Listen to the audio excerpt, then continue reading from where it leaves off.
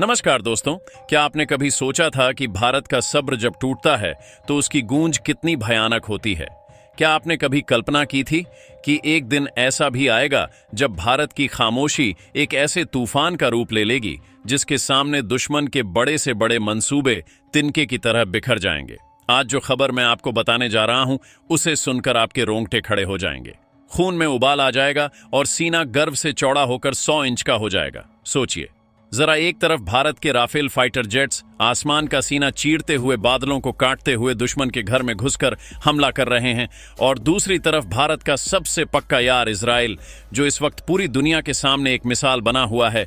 अब वही इजराइल पूरी ताकत के साथ अपने दोस्त भारत के लिए बांग्लादेश के सामने चट्टान बनकर खड़ा हो गया है। जी हां दोस्तों, आपने बिल्कुल सही सुना। बांग्लादेश में हमारे लोगों पर हो रहे अत्याचार का हिसाब अब सूद समेत लिया जा रहा है। खबरें आ रही हैं कि भारत ने सीमा पर और उसके अंदर कुछ ऐसा कर दिया है जिससे ढाका में बैठी सरकार के पसीने छूट गए हैं, उनकी रातों की नींद हराम हो गई है। और तो और एक ऐसी गुप्त जानकारी सामने आई है जिसे सुनकर आप अपनी कुर्सी से उछल पड़ेंगे।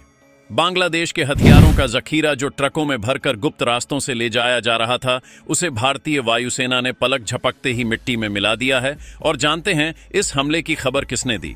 दुनिया की सबसे खूंखार खुफिया एजेंसी इजराइल की मोसाद ने। दोस्तों, आज की यह रिपोर्ट बहुत ही ज्यादा धमाकेदार होने वाली है। आज हम आपको बताएंगे कि कैसे भारत और इजराइल ने मिलकर दुश्मनों को चारों तरफ से घेर लिया है और कैसे राफेल की गर्जना से पूरा इलाका कांप उठा है। यह कहानी नहीं, हकीकत है। यह नए भारत का वह रूप है जिसे देखने के लिए हमारी आंखें तरस गई थीं। तो दोस्तों, अगर आप भी मानते हैं कि भारत को अपने दुश्मनों को घर में घुसकर मारना चाहिए, और अगर आप भारतीय सेना और इजराइल की दोस्ती का समर्थन करते हैं, तो इस सच्चाई को ज्यादा से ज्यादा लोगों तक पहुंचाएं, क्योंकि अब भारत चुप नहीं बैठता। वह जवाब देता है, और ऐसा जवाब देता है कि दुश्मन की 7 पुश्तें याद रखती हैं। बात शुरू करते हैं उस घटना से जिसने रातों रात पूरे दक्षिण एशिया का माहौल बदल कर रख दिया है।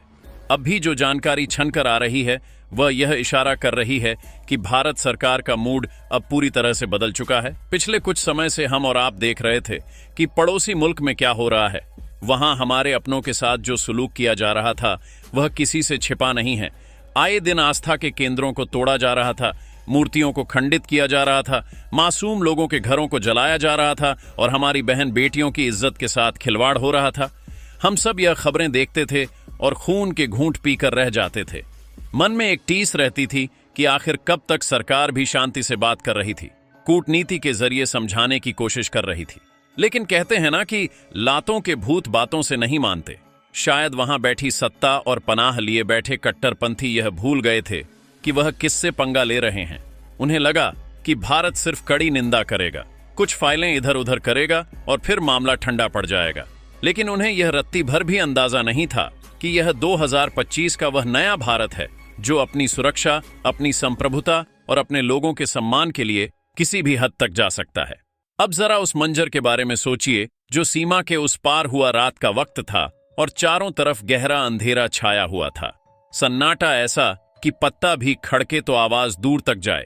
सूत्रों के हवाले से जो एक्सक्लूसिव खबर आ रही है वह किसी एक्शन फिल्म के सीन से कम नहीं है, लेकिन फर्क सिर्फ इतना है कि यह कोई फिल्म नहीं बल्कि जमीनी हकीकत है। बताया जा रहा है कि वहां की सेना और कुछ कट्टरपंथी चुपचाप तरीके से अंधेरे का फायदा उठाकर हथियारों का एक बहुत बड़ा जखीरा एक जगह से दूसरी जगह भेज रहे थे। यह हथियार कोई आम बंदूकें नहीं थीं, बल्कि भारी गोला बारूद और रॉकेट लॉन्चर्स थे, जिनका इस्तेमाल भविष्य में भारत के खिलाफ किया जाना था। 3 बड़े ट्रक जो ऊपर तक हथियारों से लदे हुए थे एक सुनसान रास्ते से गुजर रहे थे। ड्राइवरों ने हेडलाइट्स बुझी रखी थीं ताकि किसी को कानों कान खबर ना हो।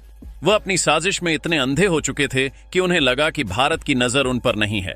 लेकिन यहीं पर वह सबसे बड़ी गलती कर गए। यहीं पर एंट्री होती है दुनिया की सबसे सटीक खुफिया एजेंसी मोसाद की। हम सब जानते हैं कि इजराइल इस वक्त अपने दुश्मनों का क्या हाल कर रहा है, लेकिन अपनी जंग लड़ते हुए भी इजराइल की एक आंख अपने सबसे अच्छे दोस्त भारत के दुश्मनों पर भी टिकी हुई है।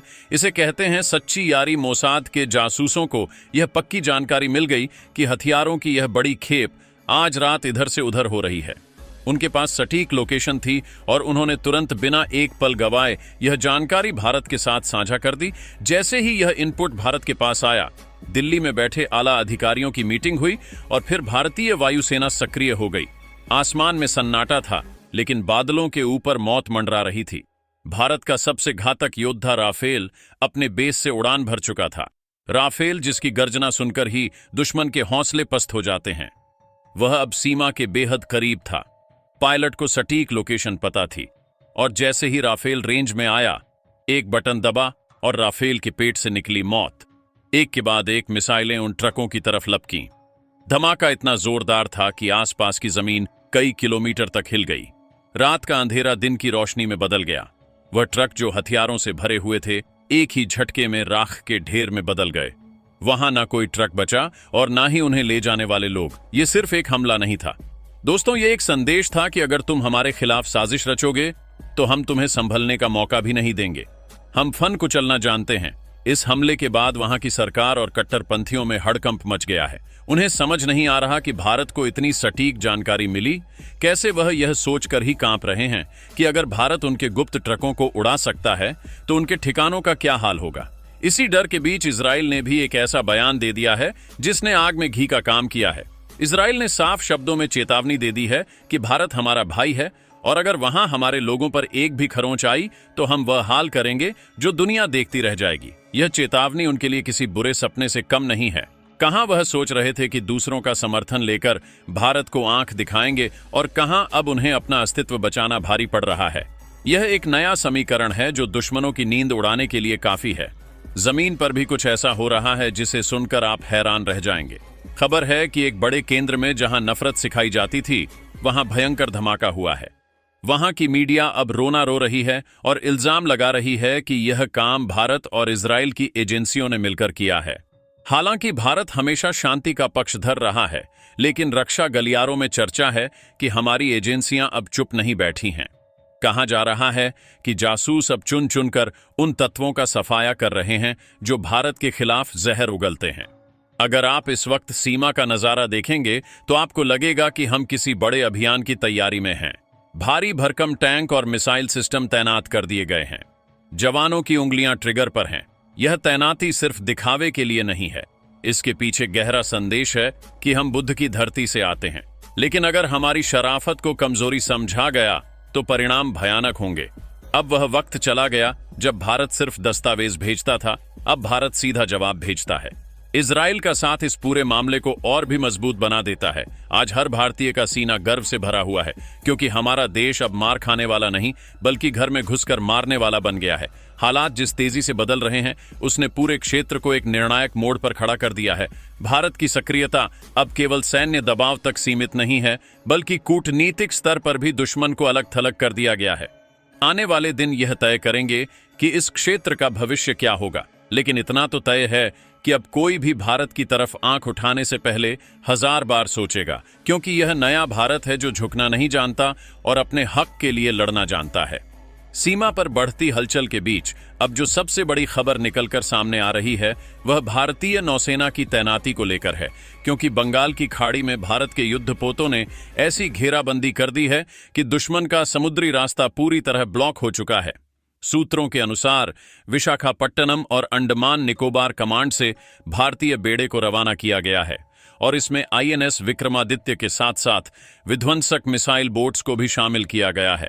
यह कदम इसलिए अहम है क्योंकि बांग्लादेश के तटीय इलाकों के जरिए जो बाहरी मदद आने की उम्मीद कट्टरपंथी लगाए बैठे थे, अब वह पूरी तरह टूट चुकी है। समंदर की लहरों पर भारत का पहरा इतना सख्त है कि परिंदा भी पर नहीं मार सकता, और इजरायली सैटेलाइट्स की मदद से हर छोटी बड़ी हरकत की लाइव फीड भारतीय वर रूम को भेजी जा रही है, जिससे ढाका के बंदरगाहों पर सन्नाटा पसर गया है।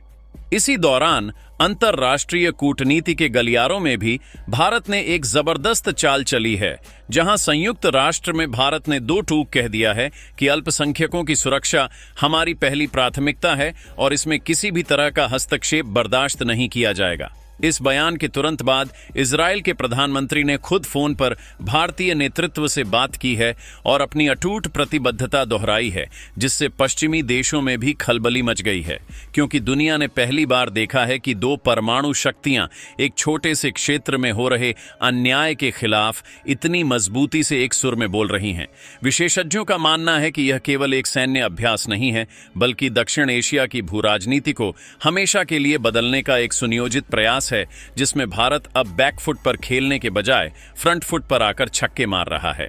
वहीं दूसरी ओर बांग्लादेश के भीतर की खुफिया रिपोर्ट्स ये बता रही हैं कि वहां की सेना के भीतर भी अब दो फाड़ हो चुके हैं, क्योंकि निचले स्तर के सैनिक अपने ही लोगों पर अत्याचार करने से हिचकिचा रहे हैं और भारत की ताकत को देखकर उनके मन में खौफ बैठ गया है। ढाका के मिलिट्री हेडक्वार्टर में अब इस बात पर बहस छिड़ गई है कि अगर भारत ने पूरी तरह से सीमाएं सील कर दी और व्यापार पर पूरी पाबंदी लगा दी तो देश का क्या होगा, क्योंकि बिजली से लेकर खाने पीने की जरूरी चीजों तक के लिए वे भारत पर निर्भर हैं।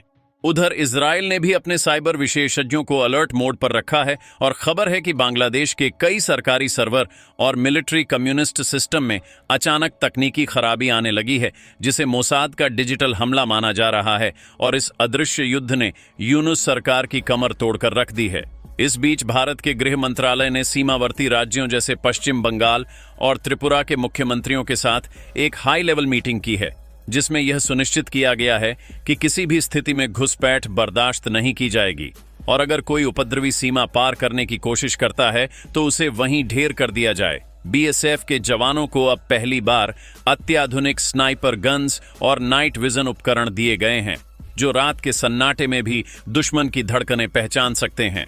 स्थानीय लोगों का कहना है कि उन्होंने सीमा पर इतनी बड़ी संख्या में बख्तरबंद गाड़ियों को पहले कभी नहीं देखा था, जो यह संकेत देता है कि भारत अब किसी बड़े ऑपरेशन की अंतिम तैयारी में है और केवल एक हरी झंडी का इंतजार है, ताकि सदियों से चली आ रही इस नफरत की दुकान को हमेशा के लिए बंद किया जा सके।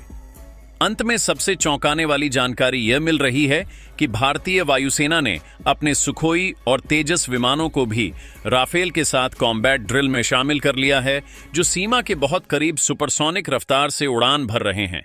इनकी आवाज इतनी तेज है कि सीमा पार रहने वाले लोग अपने घरों की खिड़कियां बंद कर रहे हैं और बंकरों की तलाश कर रहे हैं। यह एक मनोवैज्ञानिक युद्ध है, जिसमें दुश्मन को बिना लड़े ही मानसिक रूप से हरा दिया जाता है। भारत का यह आक्रामक अवतार दुनिया को यह बता रहा है कि अब निंदा करने का वक्त बीत चुका है और अब केवल कार्रवाई का समय है, चाहे वह आसमान से हो, समंदर से हो या फिर खुफिया रास्तों से।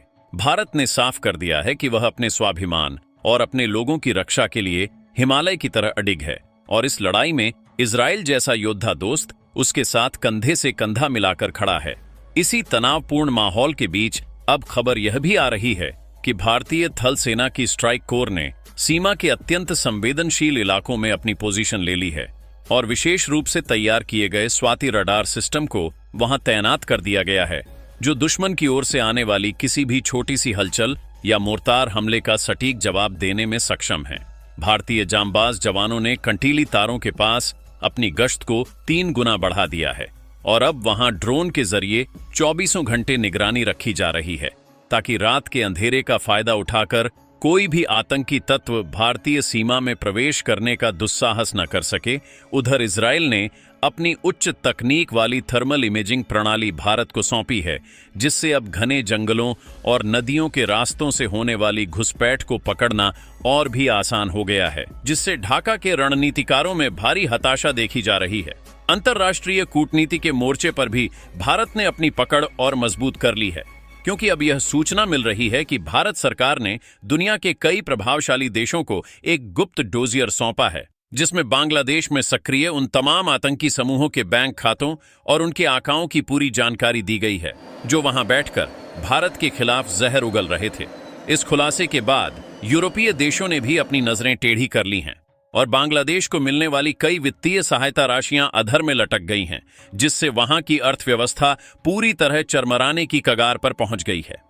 इजरायली खुफिया अधिकारियों ने यह भी पुष्टि की है कि वे बांग्लादेश के भीतर मौजूद उन डिजिटल ठिकानों को नष्ट करने में भारत की मदद कर रहे हैं, जहां से भारत विरोधी प्रोपेगेंडा चलाया जा रहा था, और इस डिजिटल सर्जिकल स्ट्राइक ने कट्टरपंथियों के बीच भारी अफरा तफरी का माहौल पैदा कर दिया है। सबसे महत्वपूर्ण बात यह है कि अब भारत की इस आक्रामक नीति का असर वहां की आम जनता और विपक्ष पर भी होने लगा है। इसी बीच सीमा के पास बने अग्रिम चौकियों से जो ताजा तस्वीरें और वीडियो सामने आ रहे हैं, उन्हें देखकर दुनिया दंग रह गई है, क्योंकि भारतीय सेना ने अब वहां अपने सबसे आधुनिक और घातक प्रलय मिसाइल सिस्टम को तैनात करने के संकेत दे दिए हैं, जो कम दूरी की मारक क्षमता में अचूक माना जाता है और पलक झपकते ही दुश्मन के कमांड सेंटरों को जमींदोज कर सकता है। सूत्रों का कहना है कि भारतीय रक्षा मंत्रालय ने पूर्वी कमान को खुली छूट दे दी है कि यदि सीमा पार से एक भी गोली चली तो उसका जवाब गोलियों से नहीं बल्कि भारी तोपखाने और मिसाइलों से दिया जाएगा। दोस्तों, इस पर अपनी राय कमेंट बॉक्स में जरूर बताएं। इसी तरह की और भी नॉलेजेबल वीडियो देखने के लिए हमारे चैनल TND न्यूज को सब्सक्राइब जरूर कीजिएगा। धन्यवाद।